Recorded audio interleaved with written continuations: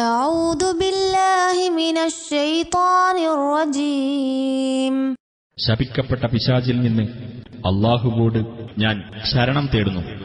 وهو الذي سخر البحر لتأكلوا منه لحما طريا وتستخرجوا منه حلية تلبسونها وترى الفلك مواخر فيه ولتبتغوا من فضله ولعلكم تشكرون. നിങ്ങൾക്ക് പുതുമാംസം എടുത്തു തിന്നുവാനും നിങ്ങൾക്ക് അണിയാനുള്ള ആഭരണങ്ങൾ പുറത്തെടുക്കുവാനും പാകത്തിൽ കടലിനെ വിധേയമാക്കിയവനും അവൻ തന്നെ. കപ്പലുകൾ അതിലൂടെ വെള്ളം പിളർന്നു മാറ്റിക്കൊണ്ട് ഓടുന്നതും നിനക്ക് കാണാം.